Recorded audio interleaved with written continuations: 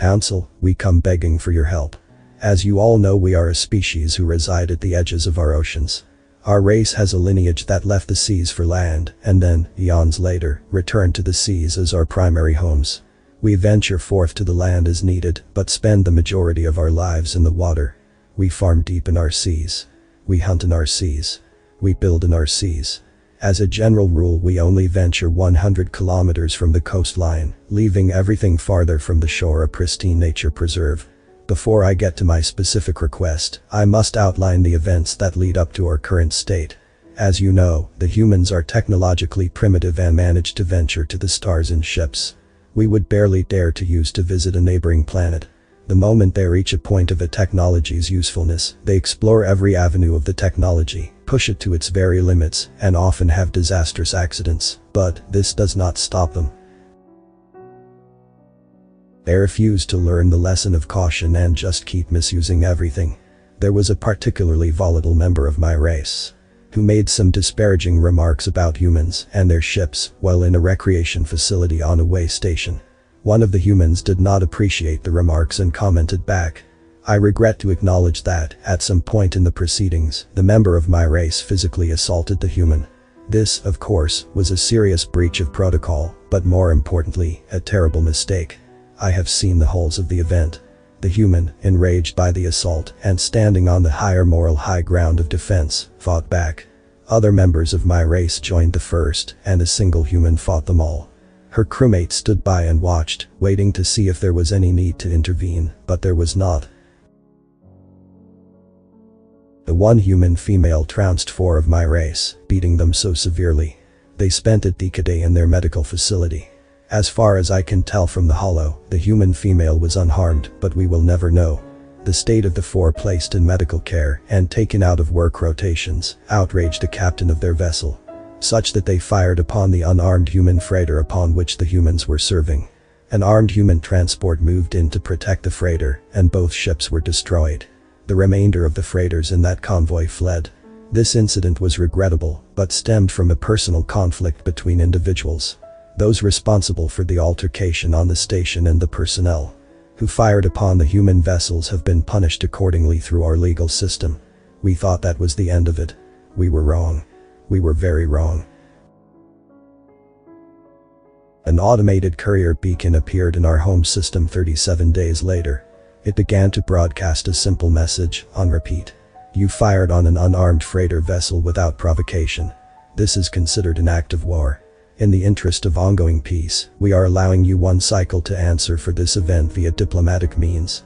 The beacon was active for 1 day before it self-destructed. The homeworld thought the message was a prank and didn't bother to reply. That, it turns out, was our 3rd huge mistake. Our first mistake was underestimating the humans in every way. The second was the incident that triggered the message. Our 4th mistake was assuming that we were impervious to any form of attack, that our homeworld defenses would detect and eliminate any threat long before we had to worry about it. We have all seen that the humans will fight in a head-on approach with a viciousness unknown by any other race. They are worse than any cornered animal when pushed to combat. We have all seen, and are terrified of, how the humans can turn any technology into an overt weapon, and how they often have means of converting any system on their ships into one should they need to do so. We have all been informed of the violent history of the human homeworld. Even knowing all of this, we did not have the capacity to imagine the attack that the humans threw at our world. Bears. That's what they call them. The humans have a variety of life on their world, who have had a very similar evolutionary path to my race. They have multiple species that fall into the niche, the most common of which they call a seal. In the coldest regions of their world they have a giant, mighty, and fierce predator called a polar bear, which feeds on seals. Moving toward their equator they have various other variants of the bear archetype, all of which are monstrous in size, and which can easily maul and consume anyone of my race. The humans attacked with bears. They didn't send ships of bears that were armed. No, they didn't even send ships at all. They didn't even send bears. They shipped automated drones to us via a series of circuitous routes.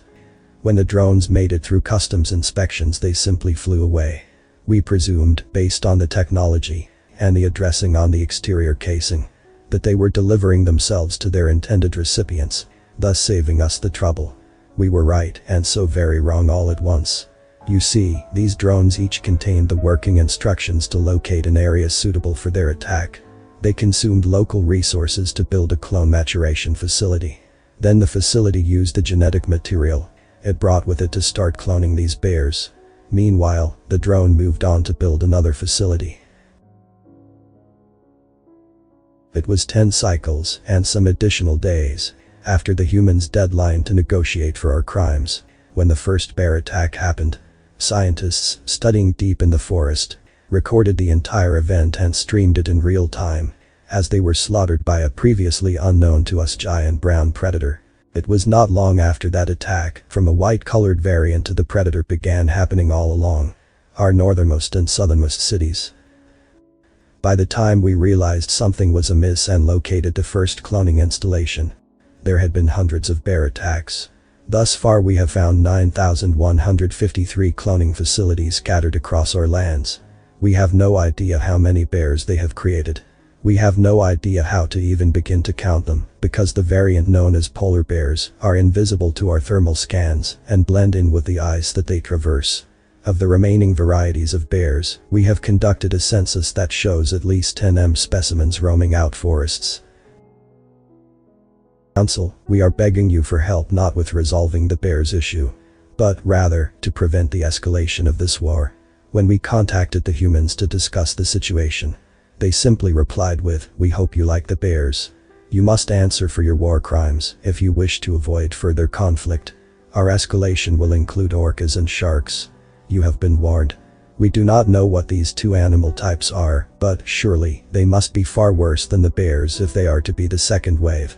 We need a neutral party to intercede on our behalf and get the humans to stall their attacks and negotiate peace with us. Please, fellow members of the council, we are begging for your help. Author's name and the link to original text in the description. Consider tapping the thumbs up and pressing the subscribe button if you enjoyed this video. And please join our channel.